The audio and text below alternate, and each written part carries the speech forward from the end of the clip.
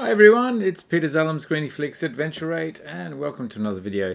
Today we're talking about 50mm lenses or prime lenses or thereabouts 40mm lenses. I use prime lenses, 35 and 50 are the main ones that I use for my Leica as well as my Nikon photography. Recently I did a video on the Nikon Z 50mm f1.2.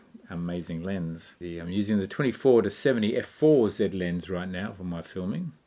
But I thought, well, was there a better way also of doing this, but with a less expensive lens? So I can still use my prime lens here, 1.2. And Nikon do make one very inexpensive lens. It must be their cheapest lens that they make in the Z series. That's this one here, the Nikon Z 40mm f2.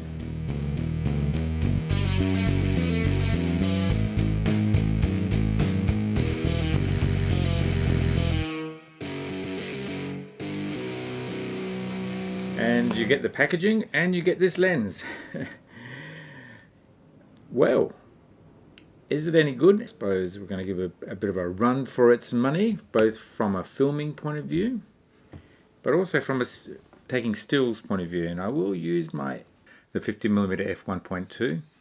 And how does that compare to the 40mm f2? Right, so one of the first comparisons that we have to do is physical aspects of the lens. And we'll do a bit of a weigh-in. I guess it's a bit like a boxing match, isn't it? We'll do a weigh-in. We've got the Nikon 50mm f1.2 and we'll put it on the scales and it comes in at 1,157 grams, so 1.15, 1.16 kilograms. So times that by 2.2 gives you a pound figure. That'll be on the video. And now for the 40mm f2, what does that come in at? Oh, that comes in at 194 grams. So 1/6 of the weight. And it's also probably close to 1/10 of the price compared to the 50mm or 1.2.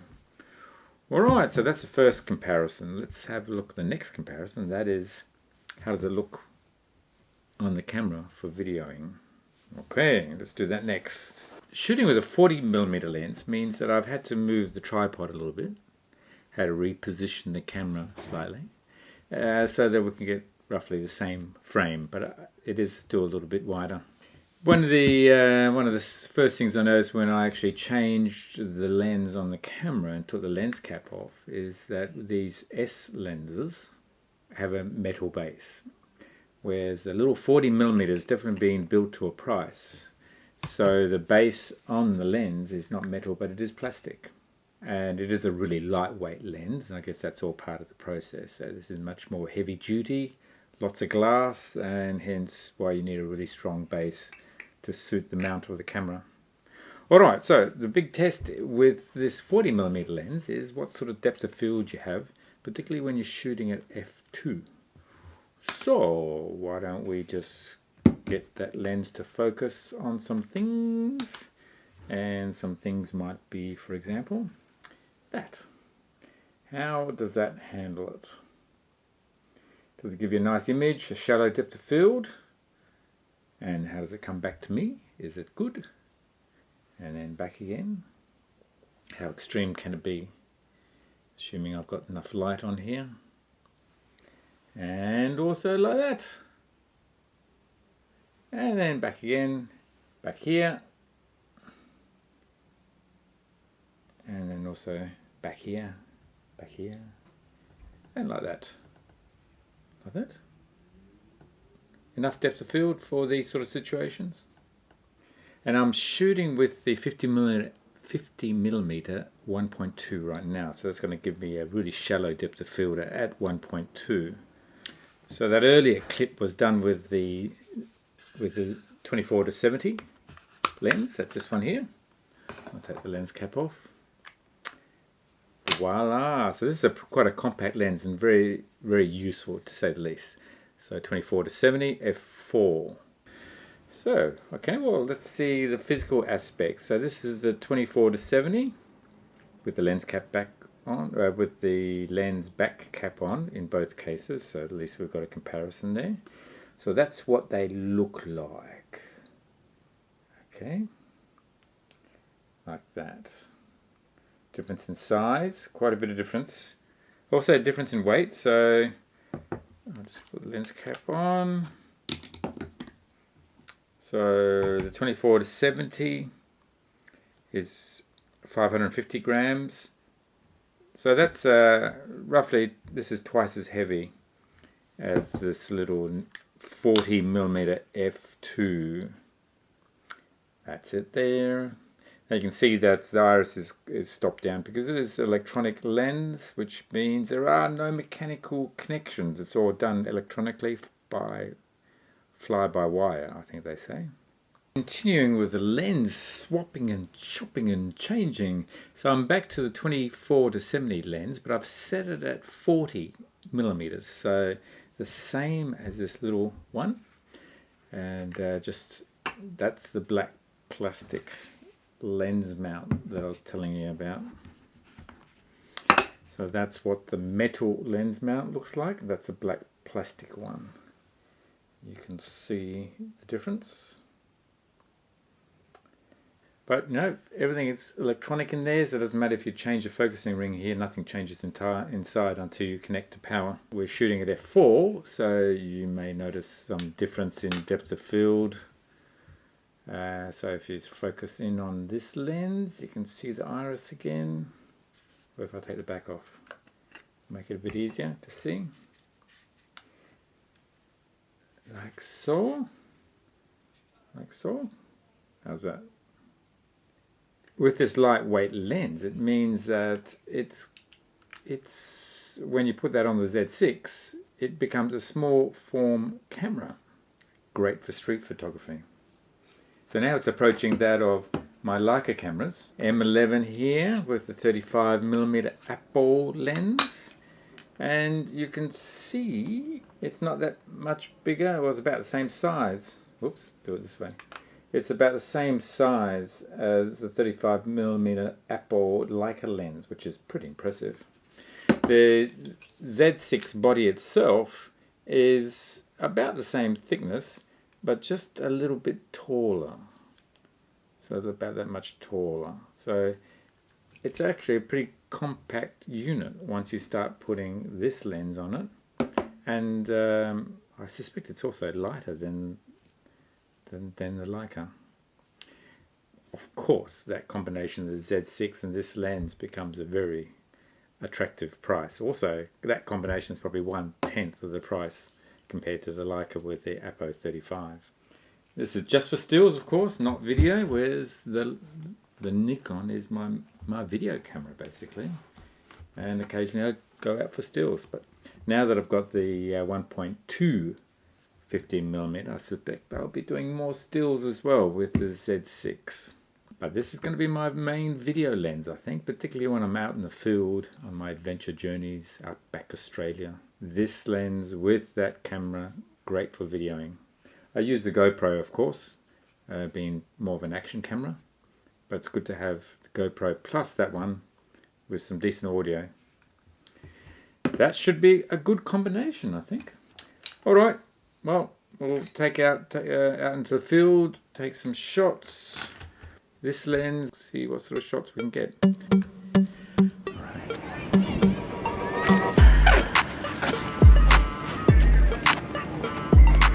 You know, like any YouTuber, I suppose, your whole YouTube life evolves over time.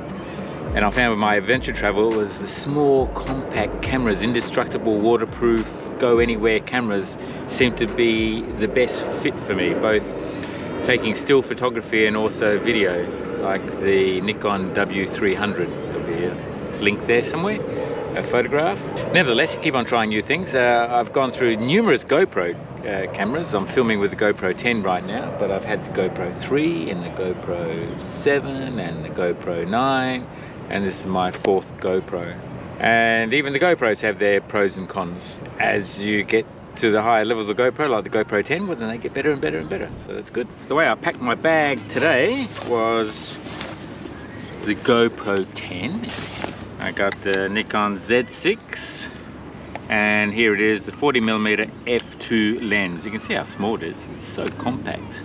I got a tripod and another tripod. I've got a microphone for the Z6 with appropriate cables, so I'll be able to try that out. There's not much wind there but around here, but it's probably enough to create some wind interference on the Z6, so that's what that will be for. And then I'll have some walking around, and I've got my DJI wireless microphones as well, which is, there was a recent video I did on that. Outstanding, really so impressed with this, so we'll try that out as well. And that's it for the equipment. What I've got on the GoPro here is a little GoPro, I forget the name of it now, but it's a battery pack that's a tripod as well. So a lithium battery pack tripod, and you can just connect up that to your GoPro and charge up the battery. So it gets rid of that battery problem that you have with GoPros, where they don't last very long at all. So by the time you've done a couple of videos with a standard battery and did a couple of reviews, then you've basically lost all your battery power, then you have to all change it. This tripod comes with a case, it comes with a microphone muff as well, which then stops some of the wind. We'll put filming. I can use the back screen, or I can use the viewfinder. Alright. Hats always get in the way of viewfinders. And yeah, okay. Alright, so I'm filming right now. Okay, alright, anyway, so it's doing its bit. Alright, so I've got the microphone working now. And okay, so I've got the GoPro on me, and also the Z6, the 40mm, and the wide-angle GoPro. So I think the GoPro, it's about 21mm. So with the GoPro you can see all the scenery. With the Z6 it's going to be much more tight. Alright, and that's using the microphone on top of the Nikon here. So that should be handling the wind quite well with that muff over the microphone. Oh, a fish just jumped out of the water. I don't have a fishing rod. Alright, so what's the next test? I presume it's got me focused. Let's have a quick look. The next test is how far can I be from the microphone. The GoPro is pretty good at this, but I'll walk away a bit. I'll go by the rocks. Alright, so here I am by the rocks. So what am I? 1, 2, 3, 4 meters away. I'm just speaking normal voice. I suspect that we can see whether the GoPro picks me up better or whether the Nikon. I'm guessing that the GoPro is going to be a better job at picking up with the microphone. I know if I go much further away, you won't hear much at all. Where am I? 5, 10 meters away now. And I think at this distance, it's definitely, I need to pull out the GPU. I need to pull out the DJI mics, and that will make a huge difference. Okay, let's do that. And getting closer, 5 meters away, and now I'm back at, I guess, just over a meter away. Alright, continuing on with the test. So the next part of the test is I'm using the DJI mics now, and I'm still using the mic on the GoPro as well, so that's next to the Z6, but I've got my little muff remote mic here as well. Alright, so I'm going to talk and walk backwards, walk forwards. Alright, so remote mics work really well, as you're probably working out. So what I'm testing right now is the lens. Whoops.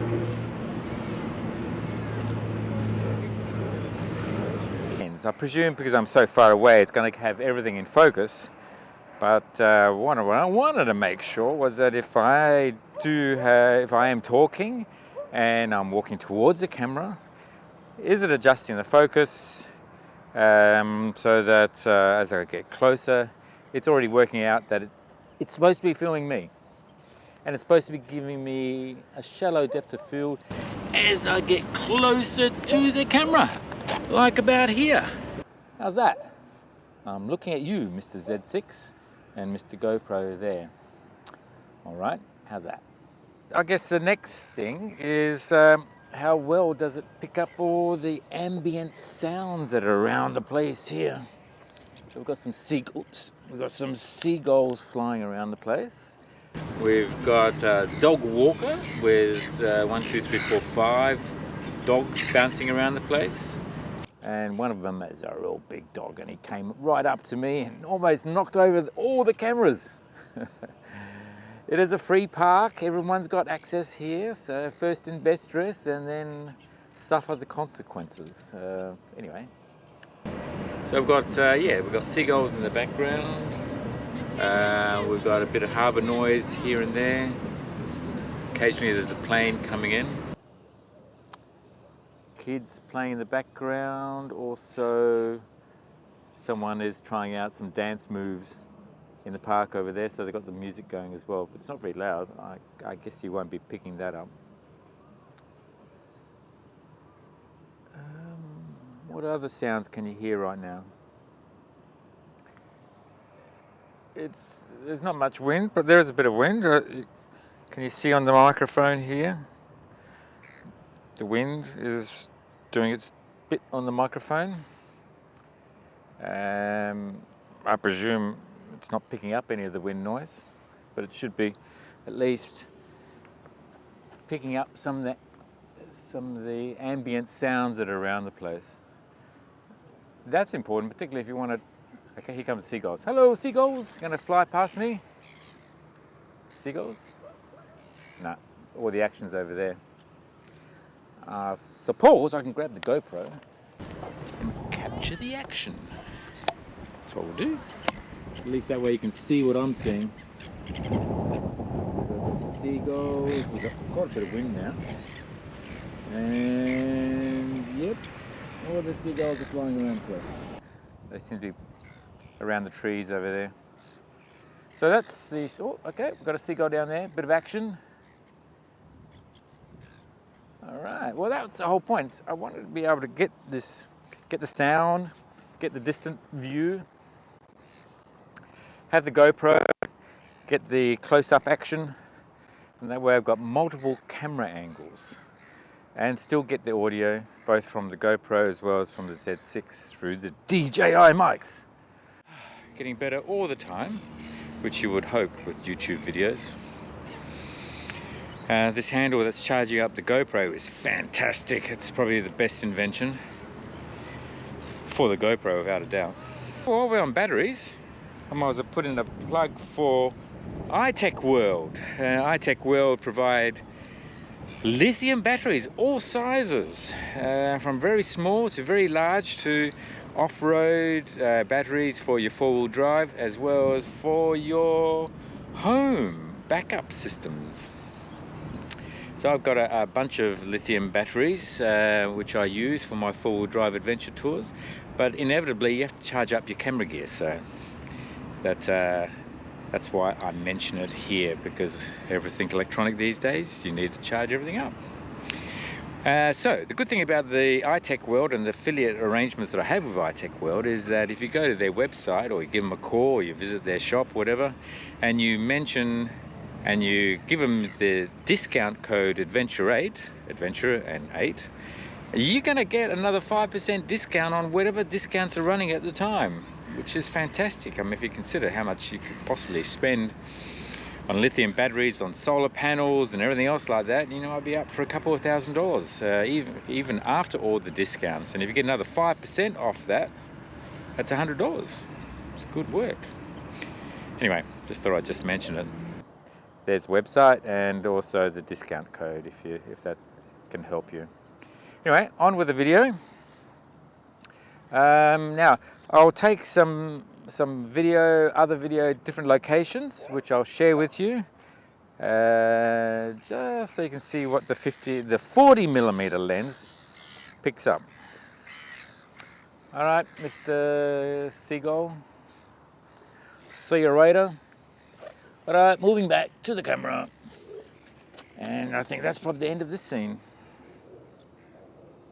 I'll add a few photographs that I took around the place with this 40mm f2 lens. And I'll try and get a couple of scenarios just to give you a feel for what the lens can do. And finish off this video. So there'll be some slides at the end. If it's the first time to my channel, then do subscribe and press notifications. You'll be notified when the next video is out. If you liked the video, if it was helpful, then give it a thumbs up. That's how you support the channel. And there is a super thanks as well. So if you want to press super thanks, you can actually donate a couple of bucks to the channel. That helps the support. And if you are after some battery stuff, solar panels, lithium batteries, whatever, then go to ITECHWORLD and you can use the Adventure 8 discount code. Thanks again for watching. Enjoy the photos and we'll see you on the next video. Cheers, bye.